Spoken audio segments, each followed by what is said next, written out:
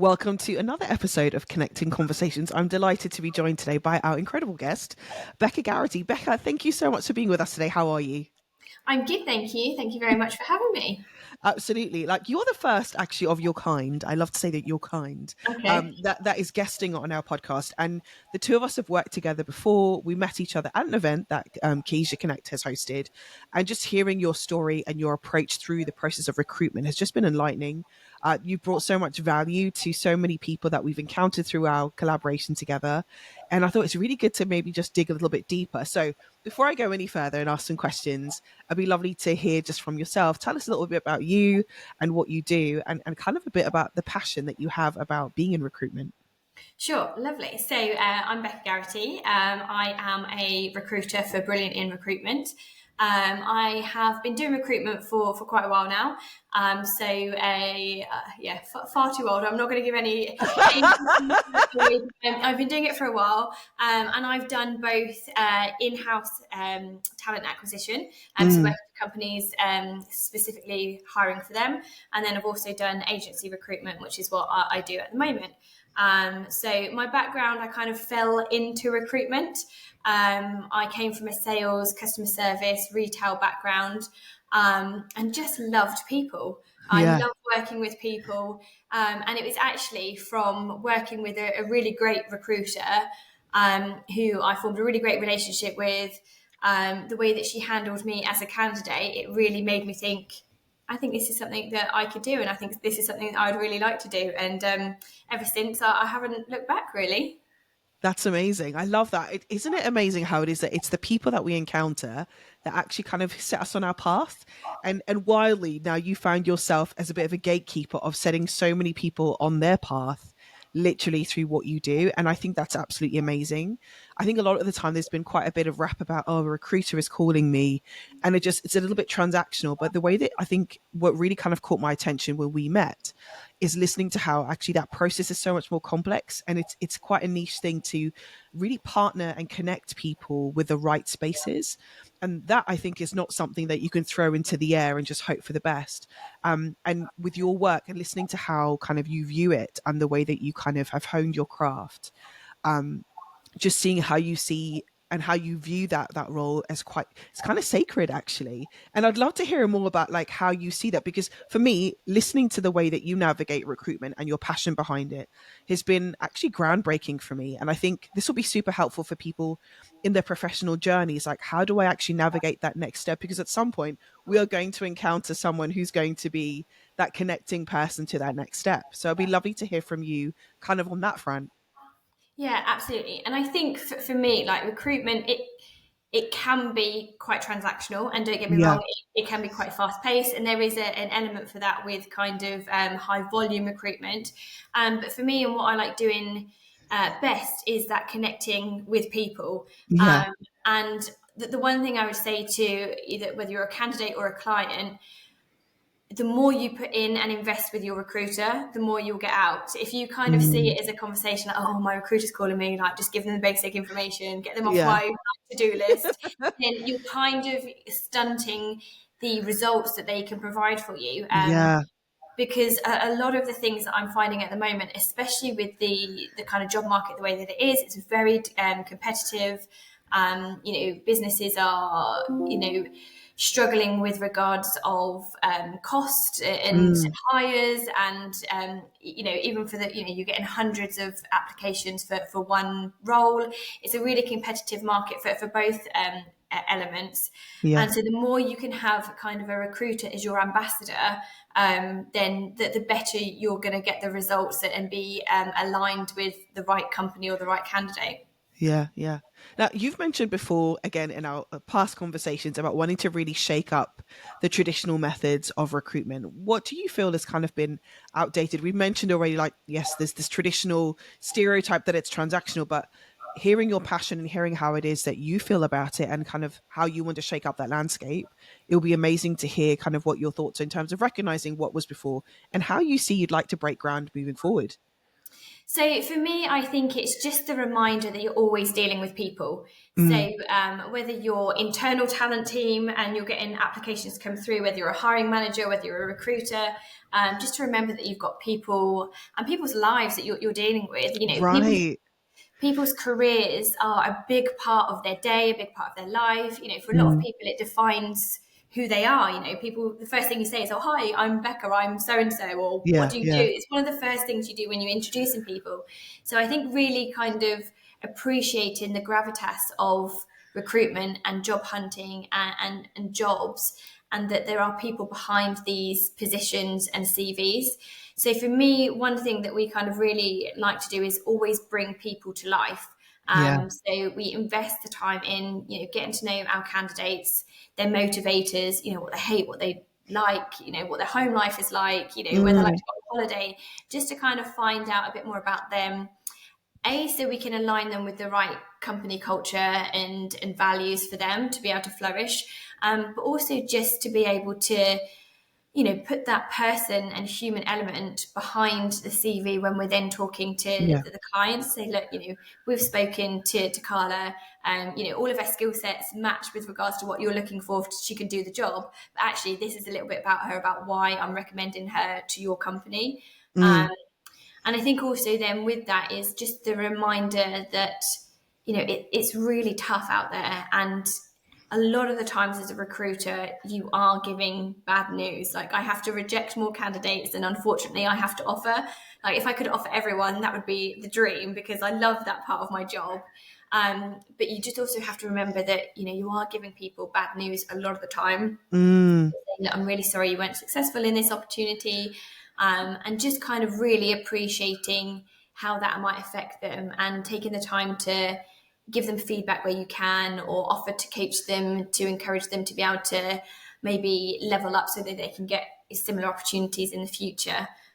So for me, it's just remembering that there are people at the end of the CVs. yeah, yeah. That human element, I think, is such a big part of even the values we have as our company. It's seeing people for who they are.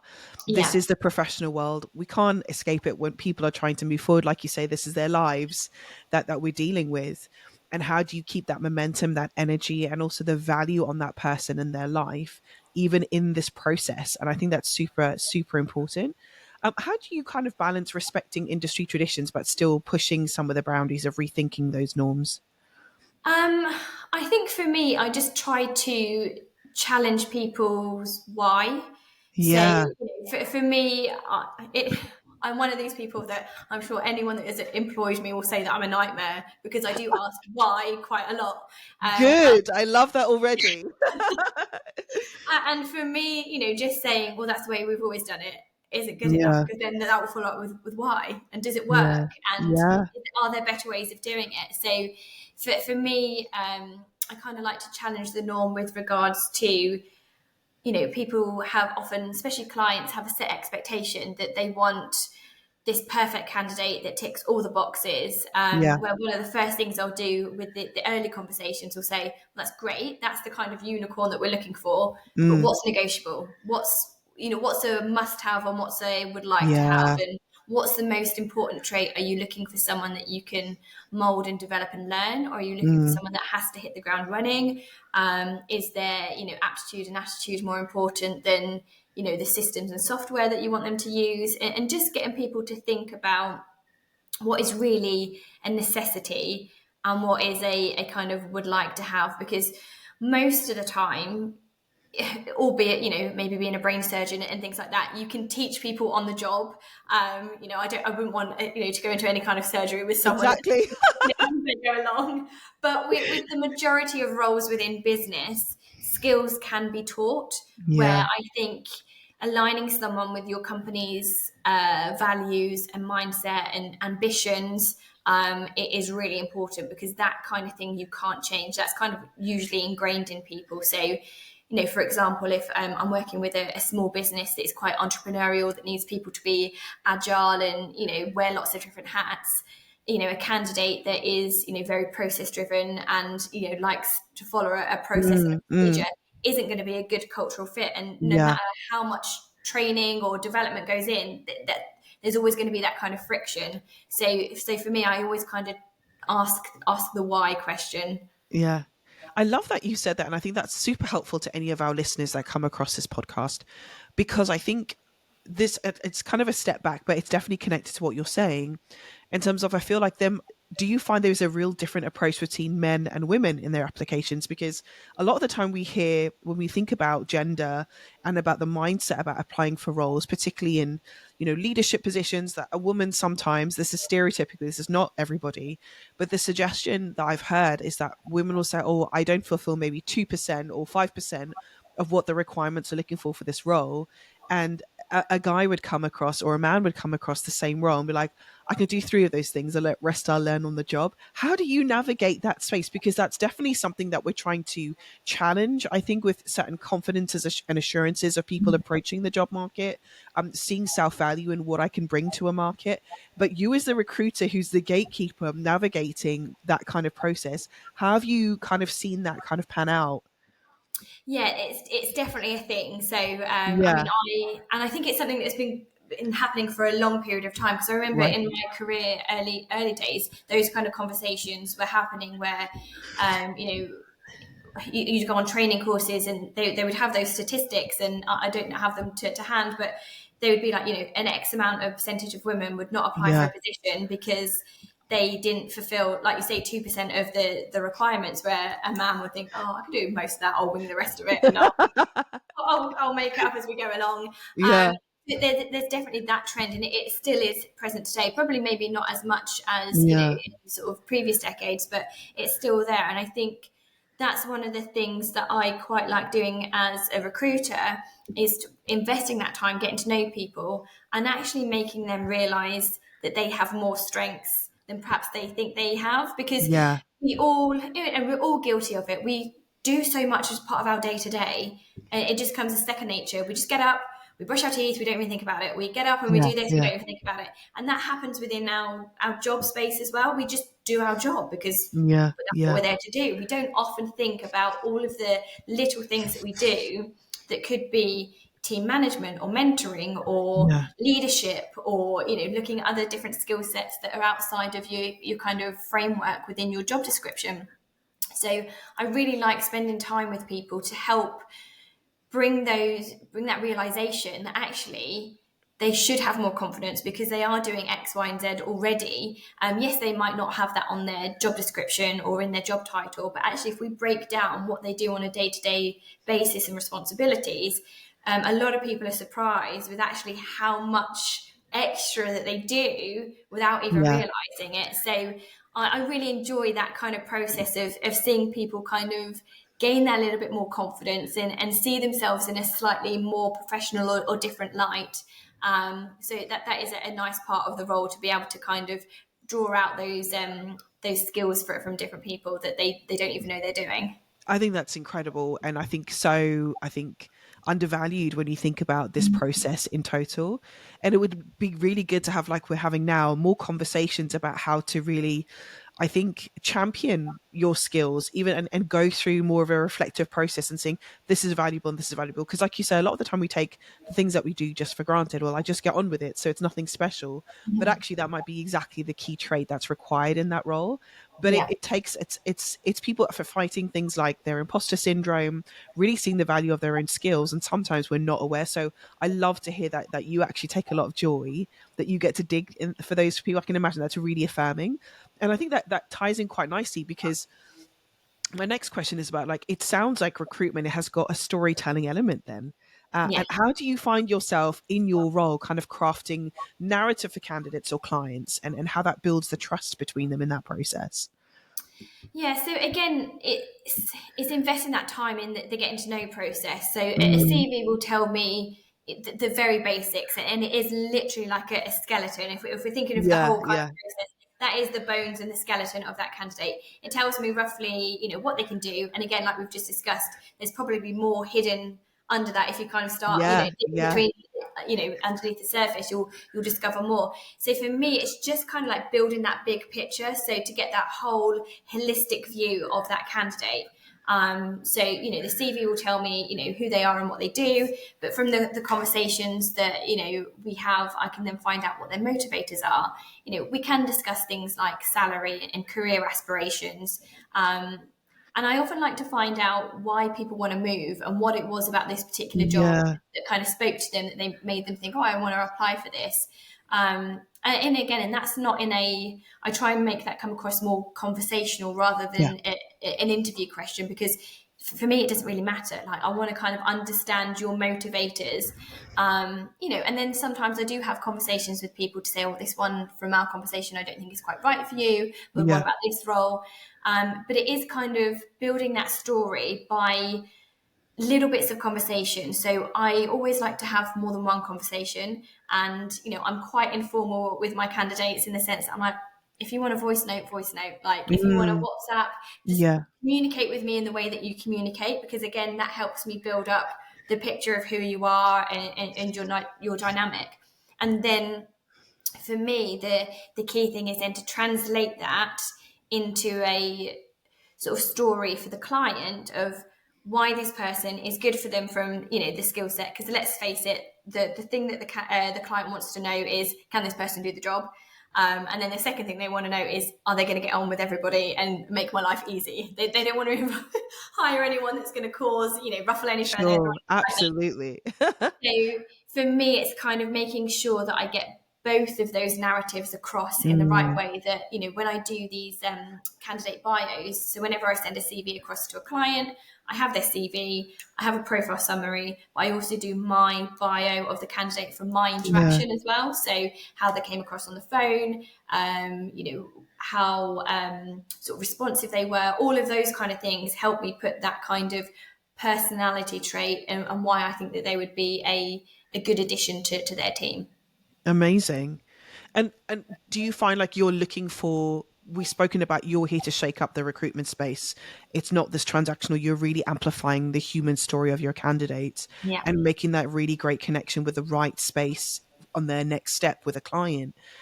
Do you find yourself kind of employing some really specific like kind of strategies about how to really make sure that that authenticism is coming through, that you really see kind of like, I'm doing this different and I'm getting great results as a result of like shaking things up in recruitment at the moment? I suppose that's a tough one, because I think I don't, and maybe this is just the way that I am with my kind of learning and personality traits. Yeah. I don't often like to follow a process. I kind of like to Okay. go with the flow, and just because I think everybody's different, every client Right. is different, every candidate is different. So I probably would say I'm slightly more client led.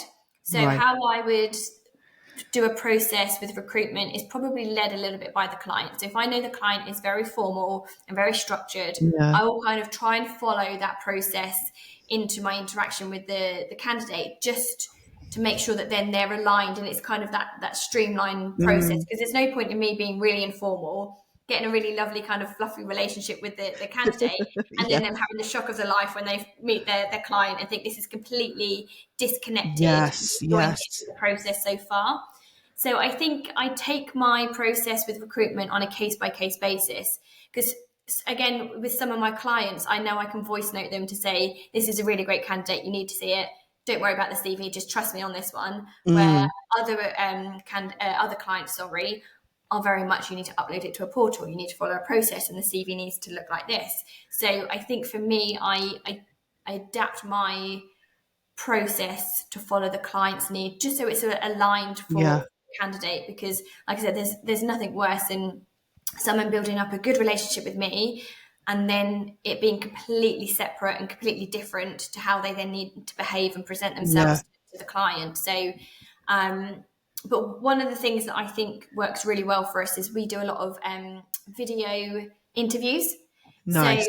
again, for some of our roles, and again, depending on the client and depending on the role, whether it's relevant, we will do something very much like this, where we'll kind of ask questions. And so we will send then this kind of 5-minute video clip along with the CV. So it's all attached in the same email. They've got the CV, which then obviously tells them the can do and background and education and all of those Mm, things. mm, But then there is a video snippet where we've asked them kind of 3 killer questions, and then that kind of brings their energy and their passion and their personality to Yeah. life along with the Yeah. CV as well. Amazing. I love hearing just how, like you said, it's such a fine balance to get. Like, you want to build trust with both sides. You want to set expectations in a good way so that everybody comes out happy with the outcome. But that process of really, like, how do you find yourself and what's your strategy about connecting the right people together? Because I feel like that's something of a bit of an angel skill, if I'm very honest with you. Like, connecting the right people with the right clients, the right engagement, the right culture space. That curation process, I think, is definitely a specific and unique set of skills. How have you developed that, and how have you become really good at obviously what you're doing? So I think it's about asking the right questions from the offset. Mm, So a lot of the in recruitment model is you are led and driven by the client. So the client will ring you, mm, or you'll ring the client because you know that they're recruiting, and then they'll engage you as a recruiter. So a lot of the initial conversations and initial questions come from the client. So you delve into yeah, why are they recruiting, how has the position become available, how long was the person, if yeah, it's a replacement in the role beforehand, and again, I always like to say to them, look, this is, I'm not HR, like I'm not HR, so be mm, completely candid with me with yeah, regards to if you've got team culture problems, I need to know yeah, about it. yeah, If you have other issues that are going on, performance issues, let me know. Like, let's just, there's no judgment, I'm not HR, you can say it how it is, because I need to know in order to find the right person for you. yeah, So yeah, for me, it's taking that time initially with the client to really get underneath why they want someone in this role, whether it's a new role, how the role has become available. And also, I like to ask questions. Obviously, that's the kind of history. But I also like to ask, okay, well, what's your future ambitions? Where yeah, is the company going? What's the success plan for a person in this role? What would you see as the key performance indicators that you want to mm, see within the next 6 months? So, when you're coming to do the person's probation review, what is going to look good to you? What's good and what's not good? How are you yeah. wanting them to progress within the kind of first 6 months within this position? And again, that kind of gives me the good understanding of who then to try and tap into when I'm having those conversations with candidates, just to make sure it's all aligned. So I think taking the time to ask the right questions and ask honest questions as well is really key. And then I always do joke, and I don't know whether many of your audience will understand this analogy, but I do feel like Cilla Black. I'm a bit of a matchmaker. Absolutely. So it is a case of you are matchmaking and your skill Yeah, set, picking out all of these little nuances that are yeah, going to fit, because it's not just a case of playing snap where it's like, right, okay, this is what the job brief is and this is yeah. what the CV is. It's not as easy as that match. It's all of the other nuanced things that kind of integrate into who the right person is and who the right role is for that person. So it's taking the time to ask and understand the right questions. I love that so much. And I'm gonna start calling you the recruitment angel, because this is a specialist job that I think people have underestimated for far too long. I think my next question really goes into how do we prepare, I would say, a new generation of new employees for getting ready for this next step, to before they engage with you. What should Yeah. we be doing so that we feel empowered before we get into the room, so that you get to do your job really, really well, in terms of I can match you properly because my the employee is now ready to engage in an authentic way, understanding that this is what is going to be required for them to connect correctly with the right matchmaking moment, if that makes sense. What kind of tips can you give? And I think we mentioned this earlier, but specifically for women, I think, where this has been like a new thing of them coming really kind of forward in terms of take more management roles, more leadership roles. It's a new era where we're seeing a bit of a surge forward of encouraging women in this way. Yeah, absolutely. I think for a younger generation coming in, one of the things that I would say, and this is for, males and females, Mm, is communication is key. yeah, I know we're all in a very digital age at the moment. Everybody likes absolutely. to be behind screens, and nobody likes to pick up their phone. Like, nobody has phone calls anymore. I think one of the Right. hardest things as a recruiter is trying to get people to pick up the phone. Wow. So I would say that the human element in recruitment is so crucial. So you're going to have to maybe step out of your comfort zone and build a relationship with your recruiter. They want to know about you. They want to ask you these questions because they want to place you in the right role. So I think the biggest thing is to try and work on sort of, if it is a confidence thing, being able to speak on the phone, being able Yeah. to present on Teams for interviews. So I think it's just that willingness to be able to, the recruitment process isn't send out a CV online and get a job. Like there is that human element that is Yeah. needed. Yeah. And then I think for females specifically, I would just say it is just working on confidence and just taking the time to reflect, I think. Mm, mm. And look back on everything that you've done. I always say to people, especially if you're in your early careers, put that you've worked in Costa or McDonald's or in the pub on your Mm, CV, mm. whether it's, whether you want to get into engineering or anything, even be a doctor or anything specific, Yeah. always put those roles on because they show so much about, the fact that you've been able to follow a rota, turn up on time, be a team player.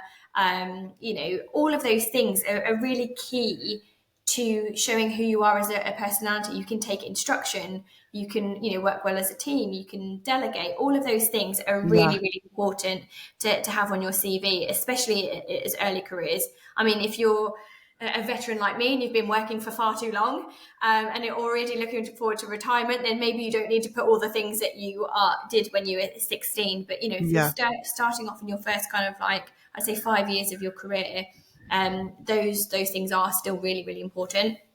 I that's just really, really helpful to hear that. So important. I love kind of so much of what you've raised there. And I would say this kind of opens up to the wider thing. You mentioned, obviously, I asked about empowering more people, especially this generation, get into the communication game. Don't be afraid of a phone call, Yeah. and bring your humanness to the fore. And I think in bringing our humanness to the fore, I think one thing that we just can't really escape is another kind of really important issue that I think I find myself chatting to other people in business, in very big companies, that how do we foster this idea of really great inclusion and belonging within industries? How do you find yourself advocating for that element in how you're connecting people together as well? For me, it's one of the things that I just always remind people. We kind of touched about it on the first conversation that we had, is that you never know the impact that you're going to have on someone. So 100%. first impressions count, Mm, and you never know where it's going to come full circle with yeah. regards to, you might meet someone at college or a networking event or a job Yeah. fair that then is going to be your employer. So for me, it's the power of connection and the power of networking. I think that's something that's really, really important. Mm, And always just be aware of those first impressions, because you never know where it's, I always say to people, be nice to people on the way up because you're going to need them on the way down. absolutely. You just never know. Because you will see those faces on the way back down, and if you haven't treated them right on your way up, then yeah, they're Yeah. not going to be there to lend you a helping hand on the way down. And again, for me, I always say to people, offer your services as well. So when you're networking and when you're connecting, don't necessarily go with the, what can you do for me? Please, can you help me? It's a Yeah. case of, let's collaborate. Let's join Yes. forces. Yes. I would love to learn from you. And in return, I'd be happy to, do a free internship or, Mm, especially for young people coming into the industry, there are a lot of people that will need their IT skills and, social media skills.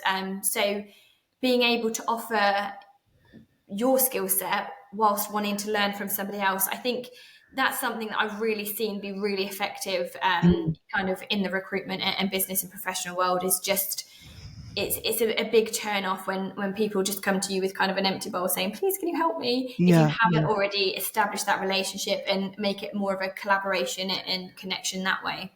And be good with bringing what value you can to wherever Yeah, you are. yeah, That's what you absolutely. need to do, isn't it?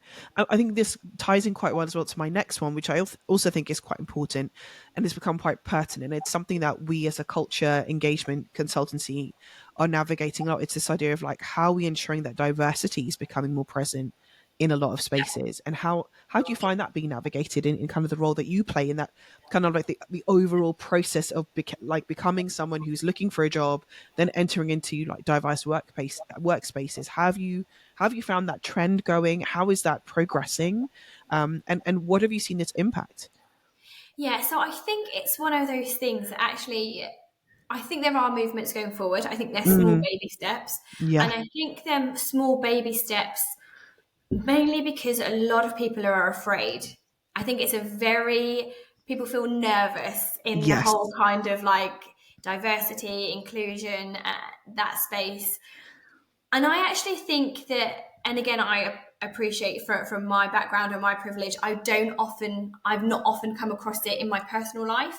okay, Don't get me wrong, sometimes as a female working in some of the industries that I yeah, have, yeah, I have seen those things, but in general life speaking, I've been very fortunate. So I appreciate the platform that I'm having this yeah, conversation. yeah, yeah, Um, so I do think that actually a lot of it happens fairly naturally, in the sense that I do think a lot of businesses employ the right person for the job. right, However, I do think that there is still a historic, does your face fit with who we have in the team already? yeah, And that's not necessarily from, it could be an age thing, it could be a race thing, it could be a cultural thing, yeah, and it could be a female to male ratio as well. yeah, I've come across conversations where, people have said to me, well, we want to employ, this young lady, but actually mm, we're just nervous because the rest of the team are middle-aged men, and mm, is she going to be comfortable with that, and how do we mm, navigate this? And I think it's exactly, a really difficult space, and I don't know whether there is a magic one that fixes it all, unfortunately. yeah, yeah, But I do think that there has been small progress, and I mm, think that there is initiatives and movement in the right direction. But I think it's those baby steps because people are a little bit nervous about getting it wrong. I think that's the thing. But I think one of the things that I do quite like about the younger generation, and there are many things, and I know I've talked about them as a separate thing as if I'm about 90, but seeing people come through into recruitment that were born in the 2000s, which mm, terrifies mm, me. I remember what I was doing when it turned to the year 2000, let alone these people now yeah, being yeah, born starting jobs. But is it I think that is the one thing that the younger generation are going to bring to the table, which is going to yeah, be really refreshing and really revolutionizing the professional space, because the their mindset is just, well, I'm me, you're you, and everybody's, I like that yeah, inclusive network that they've kind of yeah, almost been brought up with.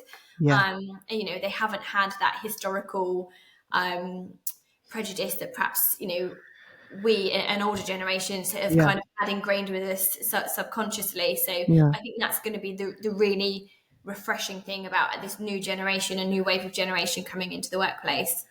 I think that's such an important. All of what you said there, I think, is so important to acknowledge. It's not really. Not a straightforward process. It Mhm. is obviously an issue that needs to be fully addressed. We Yeah. can understand that, but what does that really look like? And I think just in what you said, that you've illuminated, there's so many challenges along the way, and it still requires a sensitivity. Like you said, it's all fine to say, okay, someone from a very diverse background, culturally, racially, or age group, we're going to put them here for diversity's sake. Does that really work long term? Can we retain that talent? And do you see the benefit for that company overall?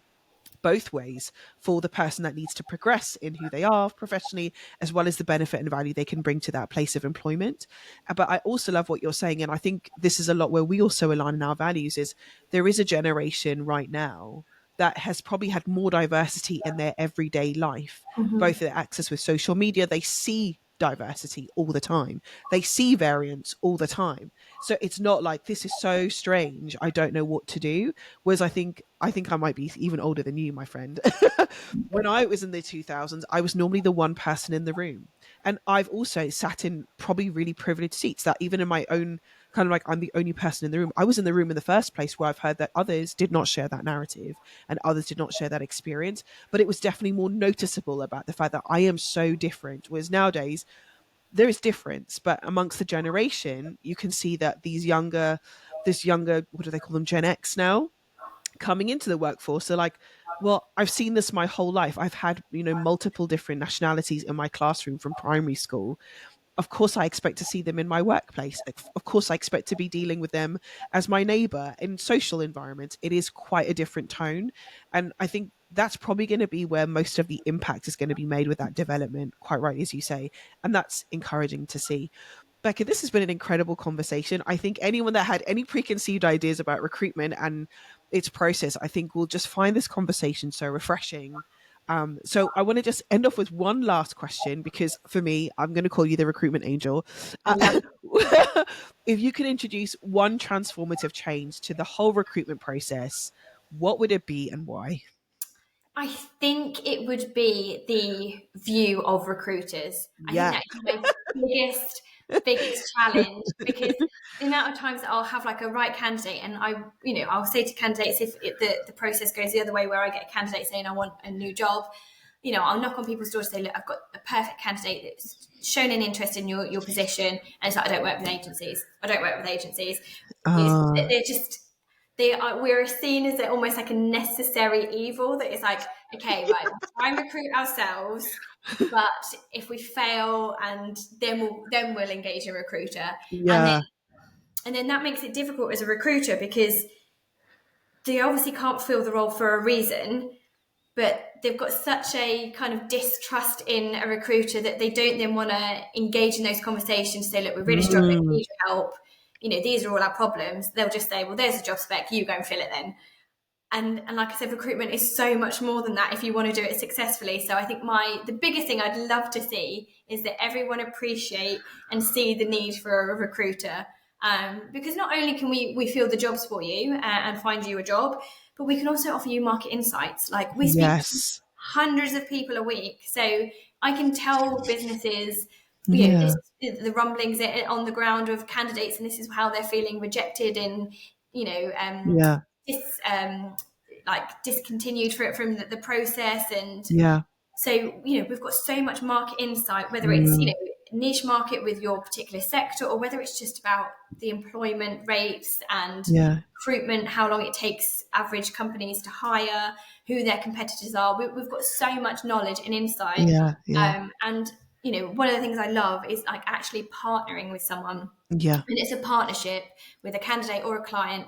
And if you can get all three partnerships in a line, then that's when the magic happens. So yeah, that would be my one wish for 2025, is please love your recruiter. Absolutely. I love that you've just really put that there, because I think we've seen a whole shift like never before with COVID and subsequent to COVID. Businesses are looking at new ways. It's they've shifted so much from processes and procedures that were so the same continuously for long periods of time, and now it threw up everything in the air in order to really find out where I can place my value and where I will be valued and where I can bring value. Having, like you say, yourself, your skill set, what recruiters can do is really essential to that next step for anyone's career. Becca, this has been so good. Thank you so much for being with us today. This has been an incredible conversation. If you'd like to find out more from Becca, all of her socials will be connected in the caption with this episode. Thanks so much for being with us today, Becca. Thank you for having me.